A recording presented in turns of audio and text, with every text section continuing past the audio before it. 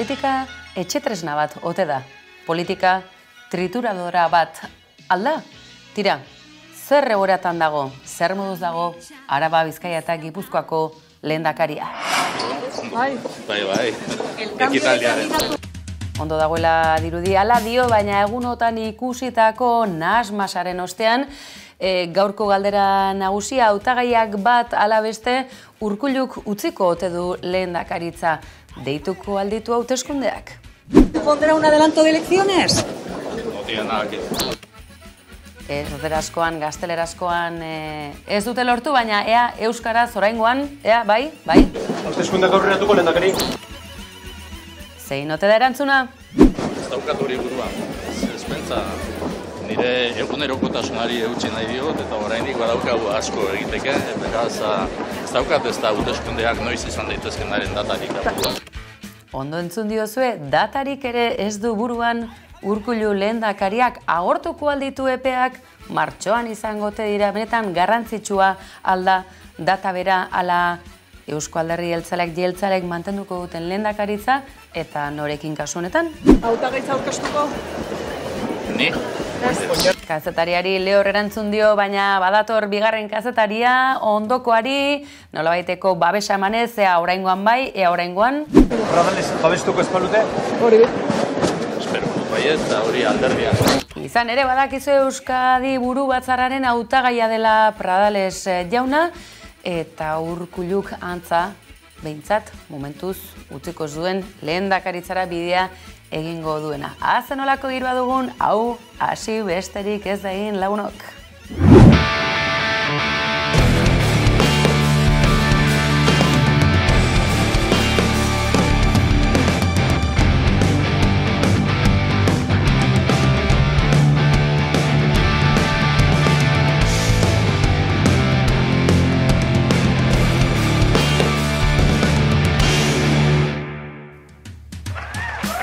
Eta alaxe kontuak eta komeriak, ongi etorriak, kolpez kolpe, antenatika eta albistegi azido jator eta fidagarri honetara izan ere, egunak egunotakoak eta asteburua barne, azken garai historikoan alako une interesgarriak izan ditugu, baina generaman alako basamortu bat eta honek guztia berpiztu du, alerta guztiak piztuta eta sikera, saltxa pixka bat, Eusko Jaurlaritzan.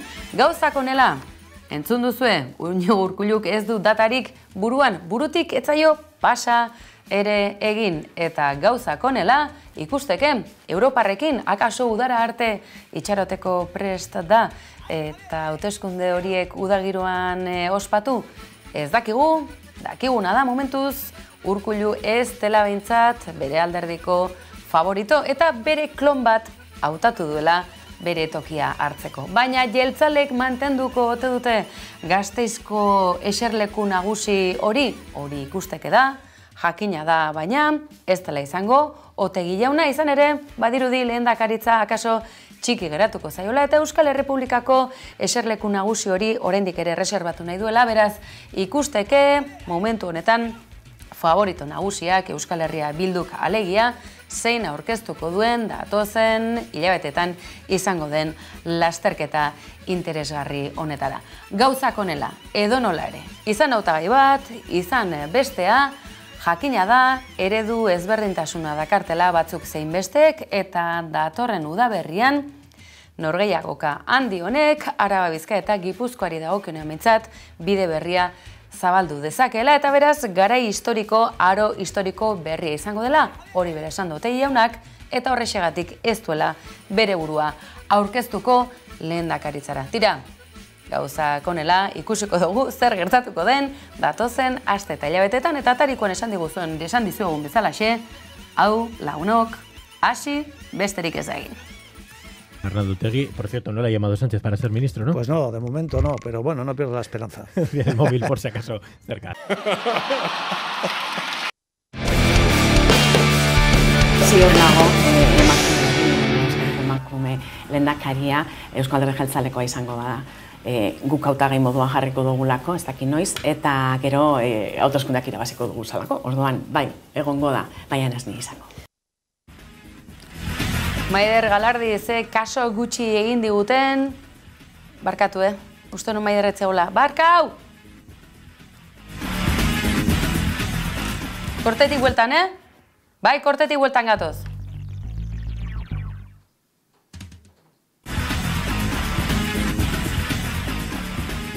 Ze kaso gutxi egin diguten edabideek gaizue kolpez kolpen duela egun batzuk Itxaso Atutxak argi eta garbi esan zigun bera ez dela izango hautagaia. Eta Irribartxo akaso maltzurrare bazuen ahotan esanaz hautagai hori emakumezkoa den heinean lehenengo emakume lehendakaria jeltzalea izango zela Maider Galardi, baina argi geratu da Itxaso Atutxak aho edo irribarre txiki horrekin gordeta zuena akaso hauxe bera zela, akaso hurrengoa izango dela, baina oraingo honetan jeltzalea baldin bada behintzat gizonezkoa izango dela. Tira, gauzak honela, girotxoa dagoen, aizkorakada izan ote da Urkulluri emandakoa, ala aurreikusitako zerbait, erakarmen hori berpizteko, akaso jeltzaleak modaz pasata daudenez nolabaiteko arreta gune horren behar premia larria zuten eta Urkullu sakrifikatu dute, nola dago kontua? Bai, Gabon, babitu, nik usteet bai badaola EAJak bazeukala bintzat alderdia gaztetzeko edo bersortzeko edo berrasmatzeko premia bat, entzunez eraiki prozesua martxan jarri zuten eta handik ateratako ondoriotako bat izan zen gaztetu edo itxuraldatu behar zela alderdia. Hori bai agertu zen, zentzu hortan ez zait iruditzen espero ezin genuen zerbait izan denik kanpotik ikusita. Bestela da gauzak nola eman diran eta gauzak nola komunikatu diran eta hor bai iruditzen zait, labankadak egon daitezkela tartean Inigo Urkullu lehendakariari ere.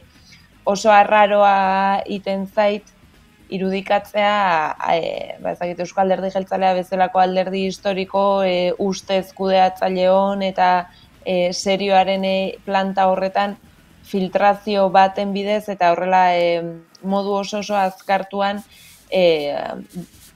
resolbitu behar izatea Inigo Urkullu bera lehendakari gai izango ez denaren albistea eta gero Inigo Pradales Euskadi Buru Batzarraren autua dela ezagutaraztea, asteburu batean, igandez oso modu artifizialean egindako eszenaratze hori, bi pertsonaia garrantzitsu horien artean, iruditzen zait, ezakit txapuza dan, txapuza izan dalako, baina aditzera ematen du, egon daitezkela barne gatazkak.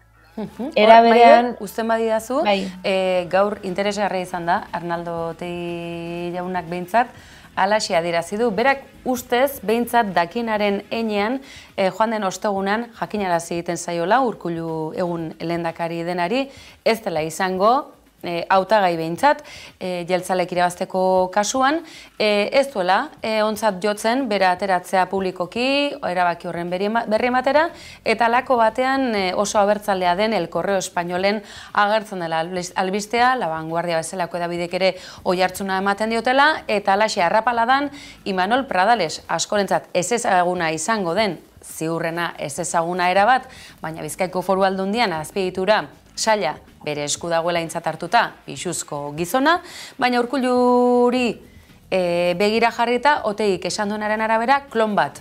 Hau da, eredu edo gestio berberari jarrepena eman, baina irudi gazteago batekin. Bai, nik esaten nuna lehen zan, preseski hori, EAJak bai martxan jarri zula prozesu bat alderdiari buelta bat emateko, olako gogoeta prozesuak edo non ematen dira, eta bai badirudi edo, behintzat, gure arten hitz egiten genuen ostiralean, ea zein izan zitekeen Inigo Urkulluren ondorengoa, olako kinielak iten ari ginen, eta segurazki ere zuen platoan Itxaso Atutxak esan zuenaren arira, pentsatzen genuen emakume bat izango zala hor, bi ardatz zeuden edo kontuan hartzeko ez da, ea, emakumearen aldeko apustua egingo zuen, pixkat, gizartearen tendentzietara egokituagoa dagoen itxura bat emate aldera, eta horregia da, indartsu entzuten ziren bi izenek, ez, Itxaso Atutxak eta eta Arantza Tapiak esate baterako, zeukatela agian aurrekoaren jarraipenaren motxila edo, eta ez zirudiela berrasmatzeko aukera proposazioanik, eta gero belaunaldi berriei tokia egitearena, ezta? Eta horra adibidez, Garak bai aipatzen zuen Pradales. Nik irudikatzen nun pixka bat, naiz eta badakigun fulminatu dituztela alderditik ere, Gorka Hurtaran edo Unai Rementeriaren antzeko perfilak gazteagoak, euskaldunagoak, argiki abertzaleak, eta abar. Eta horregatik, harritzen nau, baina agian ere gakoa hori da nola baite gaztea, baina kontinuista den figura bat mai gainean egon alizatea edo fokua berak Pradalesek bezalako perfil batek fokua hartzea.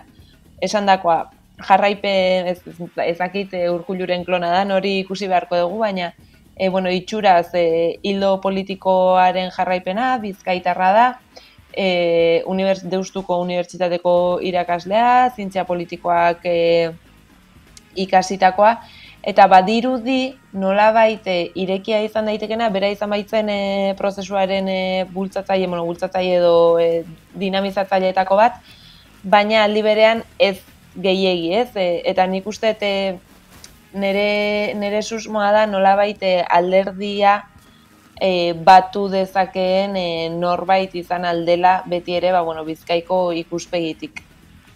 Eta kaso gainera eredu konservadoreena izan dezakena, ez da? Tradiziozkoa, inguru edo eredu bizimodu tradiziozkoa duen norbait. Akaso horreren neurketa batzuk ere izango dituelako egin da Euzko Alderdi Jeltzaleak, eta tira, esan genezake eredu konservadoreagoa dagoela batetik, eta bestetik feministagoa, aurrerakoiagoa, urrats berri eta gizarte eredu berriak sustatu ditzaken hori, eta hor bi norabide esan genezake argiki agerian geratuko direla. Bide horretan, hezkuntza legea, zer demontre gertatu da hemen, ze akordioa egon bazegoen, joan den iraila amaieratik adostutakoa Euskal Herria Bildurekin, eta lerroburu batzuk ikusi ditugu, Iñaki Iriondo berari irakurri dugu garan, Eusko Alderdi Jeltzaleak utzi egin diola Urkulluri dinamitatzen edo zubi hori dinamitatzen Euskal Herria Bildurekin, hezkuntzalearen afera erdi-erdian agerian utzita. Alderdi Sozialista pozarren hizkuntza ereduak ikuturez direlako egiten, akaso atzera ere egitera eramaten gaituelako, baina puntu interesgarri izan daiteke privatizazioarena, hezkuntza bera ere haratago privatizatzera eramatearena, eta kasu honetan ere eredu pribatuak konservadoreak dira nagusiki, akaso horrek ere, berriz ere, elkar batzen dizkigu bai Urkullu eta baita Pradales ere, hezkuntza sektorea era pribatuan eta konservadore horretan mantentzeko apostu edo erronka horretan? Bueno, ikusi beharko dute alderdi bakoitzak nondik lortu ditzaketen, eta hor seguru nago beraiek egite dituztela beraien kabalak nondik lortzen dituzten botoak, ezta?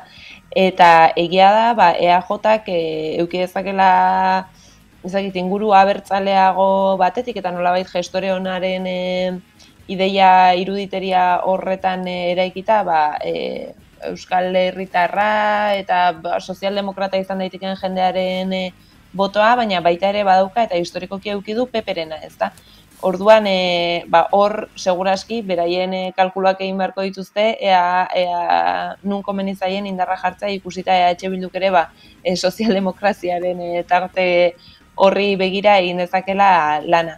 Hezkuntza legeari dagokionez, behitu, Bildarratz bazen beste hautagai, Kinieletako beste hautagai posibletako bat, gazte esandakoa, Gipuzkoarra, euskararekiko sensibilitate argi bat eta bar, eta badirudi bera ere zunbatu dutela edo dinamitatu dutela SOEren eta EAJaren redito politiko norberak berea ateratzearen alde. Bestela ezin ulertuzkoa da alderdi sozialistak bestea eredu pribatuen eta kontzertatuen aldeko bide kontinuista hau eta aldi berean EAJak men egitea hiru ereduen diferentzia horri, ez? Jakin genuen, berriak ere kalerateazun EH Bildurekin akordio bat bazegoela eta hori bertan bera gelditu dela. Gaur bertan azkeneko tramitazioa eginda enplegu legearena ere bai, eta bertan EH Bildu EAJak eta Alderdi Sozialistak bat egin dute berriz ere lege hau ateratzeko. Ikusiko da martxoan ala ekainean arte iraungo duen Urkulluren gobernuak, baina seguru aprobetxatuko dutela dedo zerren gainetik lege hauek aurrera eraman alizateko. Izan ere, atzo bertan aterazan lehenbiziko sondeoak lehen postua ematen dio EH Bilduri, baina ez hori bakarrik, badakigu zaila izango dela legebiltzarreko lehen indarra EH Bildu izan da ere, bera gobernatzea, baina EAJ eta Alderdi Sozialistari batera ez die gehiengo osoa ematen ez da, ordune goren aprobetxatu beharko dituzte hilabete hauek, alik eta etekin handiena ateratzeko. Ikusteke beraz, bloke unionistaren beharra ote duen Eusko Alderdi Jeltzaleak karrera horretan gobernua mantentzeko apostua alaxe egiten baldin badute. Hori etorreko zaigu, hori datozen hilabete begira izango da, lehenago baina eta azken nahipuak 7 metro gora egingo omen du itsasoaren mailak, Antartika urtzen segitzen den martxa beldurgarri honetan, mundua bera infernu bilakatuko duela. Hori iragarri dute eta ez da izan ez pitzaturen bat, baizik eta diplomazia buruak eta aste honetan bertan hasiko den goi mailako gailurraren atarian egindako adierazpenak dira hauek. Paristik, Maider, nola ikusten duzu kontua? Venezia txikiak eta handiak izango dira, laster batean munduko gainerako hiriburuak ere? Nik ez dakit guk Venezia handiak edo txikiak ikusiko ditugun, baizik eta guri dagokigu mundu hau bizigarria izaten segitu dadin neurriak martxan jartza, ez da? Kyoto izan zen lehenbizi, gero Pariseko akordio delako hori, esigitze zen 2 gradu, 2050 arte uste, 2 gradu gehiago indarra egitea ez berotzeko ura, eta lara ikuste dugu nola izotz blokea handienak urtzen ari diren. Noski, behin bati entzuten nion, kontua ez da larrialdi edo, kontua ez da krisi klimatikoa dagoela, baizik eta aldaketa klimatikoa dagoela, baizik eta larrialdi klimatikoa dagoela, eta larrialdi klimatiko hori batzuetan iruditzen zaigu, ez dakit eguraldiaren aldaketak izango diala, baina horrek egia esan ondorio material oso konkretua dazka, jende eta munduko regio batzuetako pobrezia are handiagoa, lehentasunen eskazia, aldatu daitezke dinamikak eta bapatean ez dakit desertuak are gehiago desertifikatu, gu inguruneare eta hotzagoetara moldatu behar, eta barrez, kontuan hartze baldin badugu esate baterako, New York eta Bilbo latitude berdinean gaude, baina New Yorken hotz handiagoa egiten du hau lagun biologo batek kontatzen zian, eta hori da ur korrontengatik, ez da horiek aldatzen dian bezala, guri ere klima aldatu dakiguke, eta ez bakarrik gure ongizaterako, baizik eta esan bezala ondorio materialetarako, ezta? Eta nik uste hortan arreta jartzea ezinbestekoa dela, eta ez hainbeste larritzea Venezia txikiak edo Donostiako paseo gabe geratuko geran, baizik eta zer egin benetan gure ondokoei ez usteko suntsituta dagoen mundu bat. Balaxe, biklaua gogoan, negu gorri hori edo eta uda gorri hori helduko ote zaigu jabetu gabe behintzat, tira, hori aste honetan izango da ikuskizunik ez da faltako, eta gainera Gazako basakeriaren alboan burutuko den gailur batean, beraz, dena zerbitzatuta dago lagunok eta zenolako bazka daukagun datozen hilabetetorako. Maider Galardi, Paris, eskerrik asko, beste behin ere, geurean izategatik, gabon pasa. Eskerrik asko zuei, urrengo aste arte. Agur.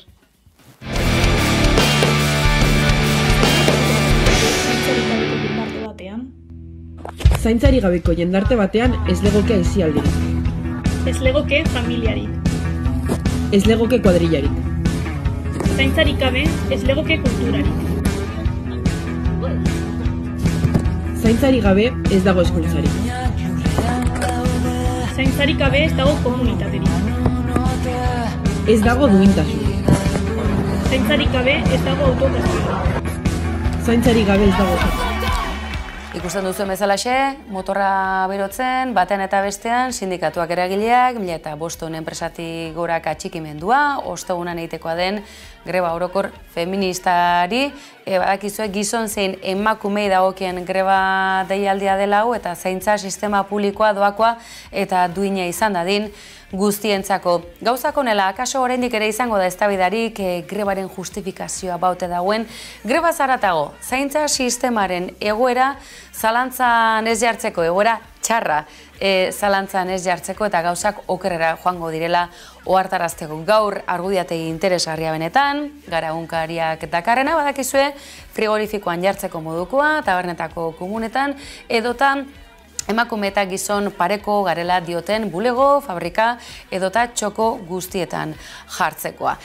Infografia hauek ezin dute oso sakona den errealitatea erabat aztertu edota hain erraz labur bildu, baina izue interesgarri iruditu zaigu eta goazen urrats gutxitan nolabaiteko azalpen labur bat ematera. Eta hasteko eta baina izue, badakizue emakumeok sentiberatasun berezia dugula ezta etxeko zein zaintza lanak egiteko eta tira dedikazio orduak ere gehiago direla. Ikusten duze hortxe bertan, zaintza lanak zeintzuk diren, gauza oinarrizkoak, ohikoak, baina ohikoa deneran askotan emakumezkoak egiten ditugunak labadora jarri, edota ez dakit, arropa garbitu, zabaldu, komuna egin, dira, hainbat kontu. Hori guztia, taula batean jarrita, lan orduak banaketa, orduak eta noski kobratzen ez diren lan orduak ez ahaztu, produktu gordinaren zati garrantzitsua dela etxean bertan kobratu gabe egindako lan horrek duelako, oinarria, gainontzeko guztiak funtziona dezan. Biztanleriaren egitura noski baietz, isla zuzena, izan ere gizartea bera, horren arabera dugu eraikia, ordu libreak, kobratu gabeko ordu guzti hauek, honekin eraikitzen baita norberaren zein etxekoen edota ingurukoen bizitza, enpresen jarduna eta abar luze bat. Estedentziak, nork hartzen ditu estedentziak, zaintza lanei aurre egin ahal izateko, erantzuna badakizue. Residentzietako egoera, badakizue, aurrekontu publiko guztien zati handi bat dijoala gizarte zerbitzu dira da, eta bereziki erresidentzia edo egoitzetako zerbitzu eta baliabideetara. Deigarria da baina, 9% bakarri dagoela esku publikoetan, eta gainerako luze zabala esku pribatuetan, eta noski lan baldintza negargarrietan. Etxeko langileak oraindik ere sektore opakoagoa eta daturik apenas ez dagoena, gutxi direlako, behar bezala kotizatu eta pentsio duin bat duina diogu, 1.080 euro inguruko pentsio bat jasoko duten etxeko langileak eta aintzat hartuaz gainera, oraindik ere opakoagoa dela, normalki sektore migranteak aurre egin barreko 24 orduz egiten diren etxeko zaintza lan horiek astelehenetik igandera. Gauzak honela eta interesgarria ez dugu Euskal Herriko daturik, baina Ipar Euskal Herrian honezkero orduz kanpo izan ere azaroaren 7ko goizeko 11 eta 25 minutuetatik aurrera Ipar Euskal Herriko emakumeak honezkero lanean ari dira, baina kobratu gabe, honezkero produktu gordinari egindako ekarpena egina dutelako. Hego Euskal Herrian normalki halako kontuak negatiboagoak direnez, gu ere esan genezake, doan ari garela lanean.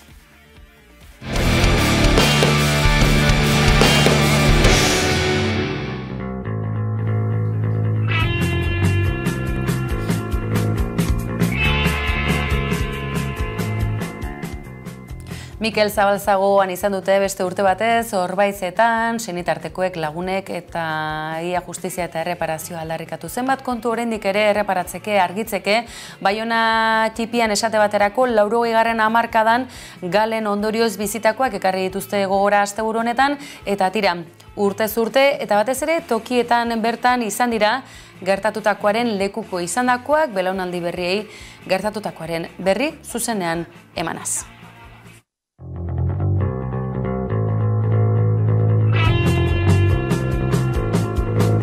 Baiona txipian hain zuzen ere izan zuen abiapuntua Josean Lasa eta Josi Zabalaren desagertzeak, badakizue torturatuak eta erailak izan zirela, baina ez ziren bakarrak izan, galen kapitulu horiek karrikaz karrika errepasatu dituzte Baionan asteburu honetan.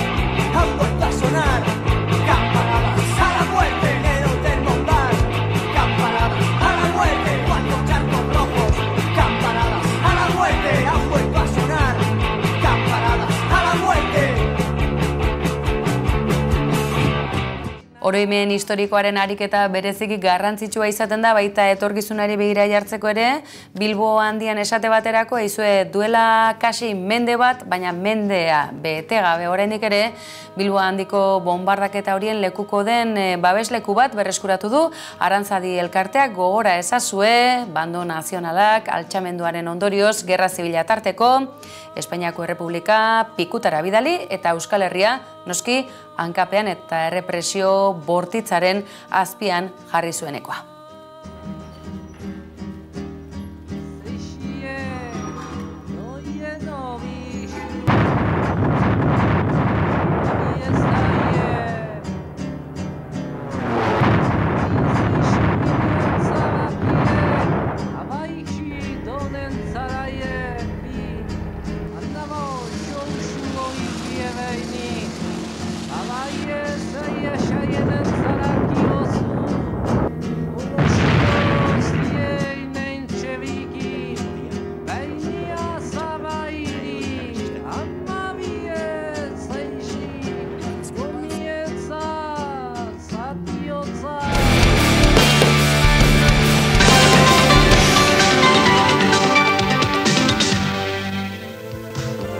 Aparteko eskaintza zure maila egunean jartzeko.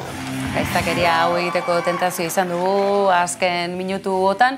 Aizue, oroimen historikoaz ari garen honetan, akaso azken belaunaldiek ezagutuko duzu ezta, euskal musikaren ikurretako bat izan delako, anestesia.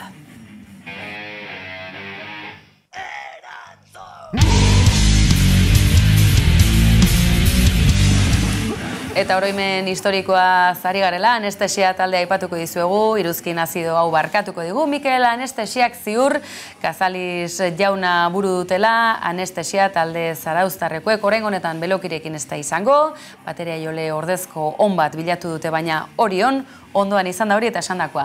Pandemiako osasun arazoak alde batera utzita, ez duten izan aukera Fenix bira labur hori egiteko eta oraingoan bai azken eriotza, 5 kontzertu, honezkero sarrerak aidean agortzen ari dira, eta gaur oroimen berezi hau, badakizue, naizen baduzu informazio gehiago, baina hemen ere izan duzu honen aipamena eta bagoaz, gaurkoz nahikoa ez da. Ezaztu, egunero hemen izango gaituzuela, kolpez kolpe Antenatikat, albistegi azido jator, eta esaten dizugu bezala xe, benetan fidagarria, informazio zerbitzua delako hau, badakizue hortxe nahi zaituztegu baita bihar ere, gu geu hemen izango gaituzulako gabon pasa.